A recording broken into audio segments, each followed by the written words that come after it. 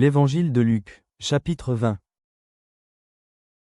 Un de ces jours-là, comme Jésus enseignait le peuple dans le temple et qu'il annonçait la bonne nouvelle, les principaux sacrificateurs et les scribes, avec les anciens, survinrent, et lui dirent, « Dis-nous, par quelle autorité fais-tu ces choses, ou qui est celui qui t'a donné cette autorité ?» Il leur répondit, « Je vous adresserai aussi une question. Dites-moi, le baptême de Jean venait-il du ciel, ou des hommes ?» Mais ils raisonnèrent ainsi entre eux. Si nous répondons, « Du ciel », il dira, « Pourquoi n'avez-vous pas cru en lui ?»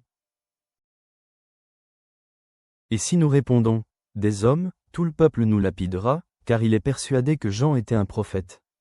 Alors ils répondirent qu'ils ne savaient d'où il venait. Et Jésus leur dit, « Moi non plus, je ne vous dirai pas par quelle autorité je fais ces choses. » Il se mit ensuite à dire au peuple cette parabole. Un homme planta une vigne, la ferma à des vignerons, et quitta pour longtemps le pays. Au temps de la récolte, il envoya un serviteur vers les vignerons, pour qu'il lui donne une part du produit de la vigne. Les vignerons le battirent, et le renvoyèrent à vide. Il envoya encore un autre serviteur. Ils le battirent, l'outragèrent, et le renvoyèrent à vide. Il en envoya encore un troisième, ils le blessèrent, et le chassèrent. Le maître de la vigne dit, « Que ferai-je ? J'enverrai mon fils bien-aimé. Peut-être auront-ils pour lui du respect. » Mais, quand les vignerons le virent, ils raisonnèrent entre eux, et dirent, « Voici l'héritier. Tuons-le, afin que l'héritage soit à nous. » Et ils le jetèrent hors de la vigne, et le tuèrent. Maintenant, que leur fera le maître de la vigne ?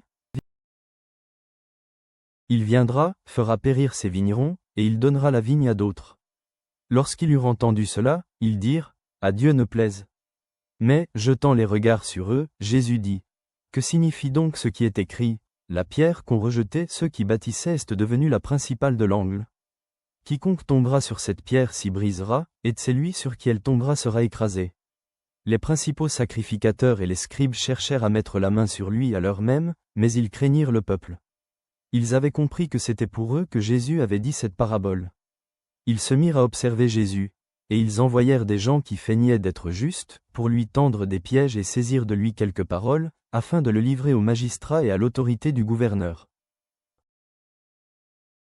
Ces gens lui posèrent cette question. « Maître, nous savons que tu parles et enseignes droitement, et que tu ne regardes pas à l'apparence, mais que tu enseignes la voie de Dieu selon la vérité. Nous est-il permis, ou non, de payer le tribut à César ?» Jésus, apercevant leur ruse, leur répondit, « Montrez-moi un denier. » De qui porte-t-il l'effigie et l'inscription ? De César, répondirent-ils. Alors il leur dit, « Rendez donc à César ce qui est à César, et à Dieu ce qui est à Dieu. » Ils ne purent rien reprendre dans ces paroles devant le peuple, mais, étonnés de sa réponse, ils gardèrent le silence.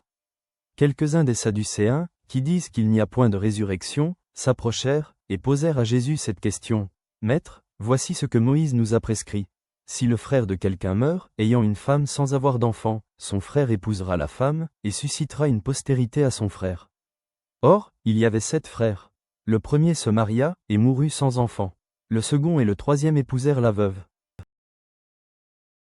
Il en fut de même des 7, qui moururent sans laisser d'enfant.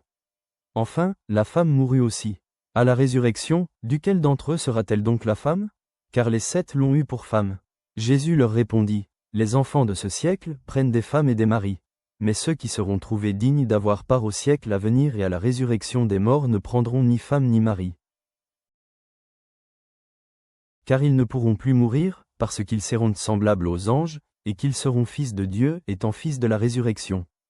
Que les morts ressuscitent, c'est ce que Moïse a fait connaître quand, à propos du buisson, il appelait les seigneurs le Dieu d'Abraham, le Dieu d'Isaac, et le Dieu de Jacob. Or, Dieu n'est pas Dieu des morts, mais des vivants, car pour lui tous sont vivants. » Quelques-uns des scribes, prenant la parole, dirent, « Maître, tu as bien parlé. » Et ils n'osaient plus lui faire aucune question. Jésus leur dit, « Comment dit-on que le Christ est fils de David ? David lui-même dit dans le livre des psaumes, « Le Seigneur a dit à mon Seigneur, assieds-toi à ma droite, jusqu'à ce que je fasse de tes ennemis ton marchepied. » David donc l'appelle Seigneur, comment est-il son fils ? Tandis que tout le peuple l'écoutait, il dit à ses disciples, « Gardez-vous des scribes, qui aiment à se promener en robe longue, et à être salués dans les places publiques, qui recherchent les premiers sièges dans les synagogues et les premières places dans les festins, qui dévorent les maisons des veuves et qui font pour l'apparence de longues prières. ils seront jugés plus sévèrement. Seigneur, en questionnant l'autorité et en rendant à César ce qui est à César, guide-nous à travers les tensions politiques d'aujourd'hui. Ressuscite l'espoir en la vie éternelle au milieu de la mortalité. Garde-nous des questions trompeuses dans les débats. Honore le mariage et Dieu fidèlement. Nous scellons cette prière dans la foi et l'action de grâce. Amen.